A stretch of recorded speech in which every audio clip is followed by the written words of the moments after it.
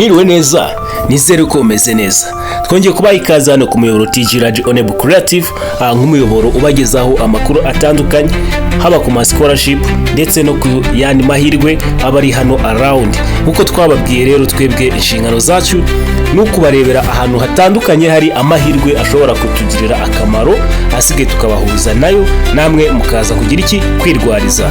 Rero niba utarakora subscribe rwose kabisa hano ku muyoboro TG Rajah Onebu Creative, ukabona ushobora kuzaba uhakenera andi makuru ashobora gufasha wowe cyangwa se undi mugenzi wawe cyangwa se undi wo muryango wanyu, wakora subscribe ugashiraho like, igitekerezo ndetse ukanasharinga abantu bikabageraho ari benshi cyane, ubundi tukagenda tubana gatanu ku kandi twiyubakira ahazaza hacu heza kandi amahirwe tuyakifatiranya hakiri kare.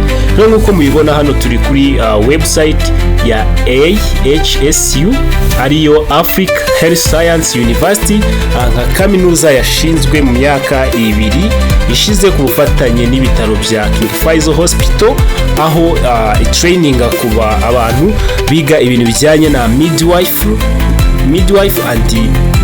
and medicine in breeding.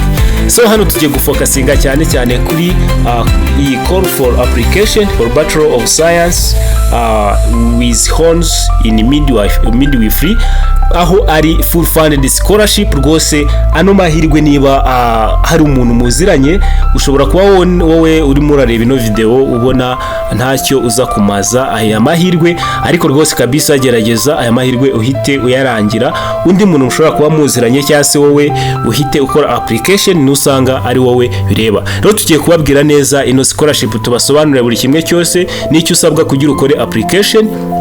Ikindi tuza kurebaho, turaza kureba kuri application deadline, igihe application yatangire n'igihe izarangirira. Noneho tuze kureba uburyo ki wategura amadokima yawe ukitegura neza ino scholarship ukayibona. Kandi rwose hari n'akantu keza tuza kubabwira ku bijyanye n'uburyo ki ubuzima uba bwifashe kuri kaminuza. Rero reka dukomeze turebera hamwe ku itangazo cyangwa se kuri post yabo bashize kuri Twitter, turebe ati ese harimo iki, ubundi tuze guhita dukomeza tureba buri kimwe cyose utaza gucikwa. Rero murabona ko hano iyi ngiyi ni post bashize kuri Twitter, rwose hano kuri X urabona ko bavuze ngo AHSU is accepting application for Bachelor in Honors in Midwifery 2026. Deadline for application is February 28th 2026. Rwose urabona hano ko application zabifunguye kugeza ku itariki 28 z'ukwezi kwa kabiri umwaka w'ibihumbi 2026. muri mwaka turi murumva ko dufite ukwezi kurenga application ifunguye. Rwose urabona ko aba ni abanyeshuri aho ngaho aho baba baherereye ku buzima bwa kaminuza hehe muri AHSU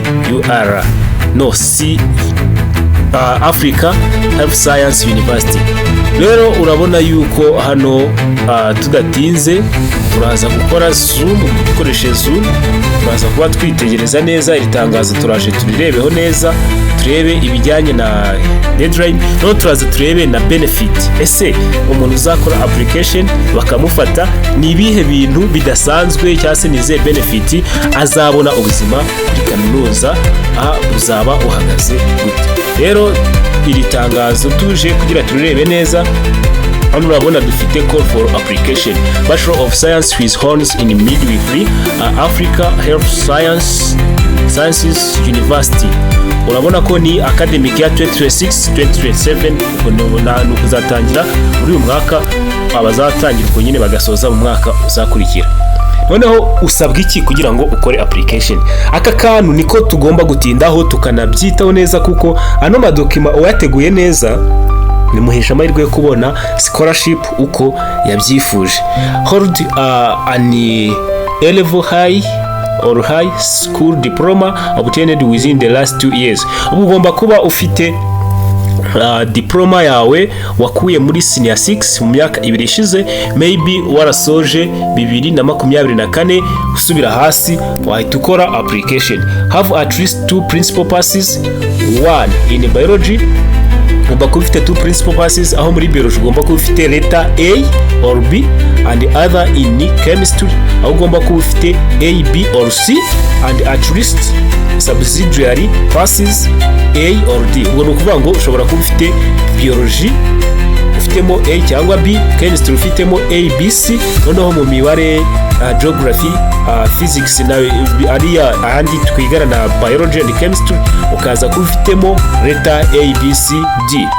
Ubwo aho ngaho ugomba kuba wakora application. Ikindi ni proficiency qualification, foreign qualification must have a NESA equivalent. Ubwo warize hanze usaba equivalent muri NESA kugira ngo ubashe kugira icyo ukora ino application. Female candidates are strongly encouraged to apply. Uvuga ngo ino application ni ya buri mwe wese wakwifuza gukora application, ariko abakobwa cyane cyane nibo bakangurirwa gukora iki ino application. Demonstrate proficiency in writing and oral English. Ukaba uzi kwandika neza no kuvuga icyongereza. Ubwo noneho reka turebe hano kuri application guidelines, aho dufite application yatangiye ejo hashize tariki 10 z'ukwezi kwa mbere mwaka w'2026. Application ikaba izarangira tariki 28 z'ukwezi kwa kabiri 2026 nk'uko twabivuzemo hejuru. Abazaba shortlisted application applicant exam ubwo bazakora exame mu kwezi kwa kane uyu mwaka. Noneho application interview nayo izaba mu kwezi kwa kane. Final decision izaba mu kwezi kwa gatanu, then enrollment ibe muri June. Aha enrollment na admission, abahereza admission, noneho program itangire mu kwezi kwa 8. Murabona ko rwose kabisa buri kintu kimwe cyose kiri clear hano, nta kintu mutabona. Ahubwo reka turebe ngo uramutse ukoze application bakagufata benefits ni izihe. Aha reka tubirebere hamwe. Ni ukuvuga ngo tukoresheje Google search bisanzwe twe twaje turabaza ati nize benefits zo kuba wakiga midwifery muri no kaminuza ya Africa Health Sciences University uyu mwaka uza kugenda. Ubwo nukuvuga ngo amakuru baduhaye abajyanye n'uburyo ki scholarship isanzwe ihari, kuko ino ni cohort ya gatatu. Ya mbere yatangiye 2024, urumva hari ya 2025 nayo yabayeho. Ubwo urumva hano ya 2026 niyo nanone ihari. Key benefit hari financial coverage, aho baguhereza amafaranga y'ishuri bakagucumbikira, urumva, none bakaguhereza living expenses cyangwa stipend, aho baguhereza amafaranga agutunga buri kwezi mu bibazo ugenda ucamo byose, kurya n'ibindi byose, amayinite, internet. None bakaguhereza education resources, aho baguhereza ibikoresho bitandukanye harimo laptop for use through the program, hakaza practical trainings, aho uba ufite access kuba wakora pratique kubyo wiga. Noneho ukaza kuba ufite research opportunity, access to interdisciplinary and evidence-based research opportunities. Noneho professional standard, ariho dufite training that adhere to both national standard and the international competence set by the International Confederation Midwifery. Ubwo hano tugira ikindi cyo twita career development. The program aims to train the next generation of healthcare professional to revolutionize maternal and newborn health. Hano urumva rwose uba uhava uri mu midi umeze neza ucyanye ku maso nyine, ku buryo umuntu wese wakubona bati kabisa. Kandi murabizi neza yuko hano mu Rwanda rwose King Faisal ni ibitaro birenze cyane kandi bifitanye partnership n'izindi health care settings or facilities, aho kuba wagenda ukiga ku bitaro. Iyi ni partnership with King Faisal, rwose ni ikintu kidasanzwe. Rero ushaka gukora application rwose yaza kutugana, arebe muri comment hasi urahasanga link tuza kuba twashizemo. Iyo link kuyikandaho biraza kugufasha guhita ugera hehe muri group. Hasigaye ikibazo wagira cyose tuze kukigufasha, kandi nkwibutsa yuko dore hano hejuru hano turimo turasakoringa hari agafoto, uraza ugakandeho uhita ukora subscribe niba ari ubwa mbere ugeze ku muyoboro, ubundi amahirwe dukomeze tuyafatiranye hakiri kare.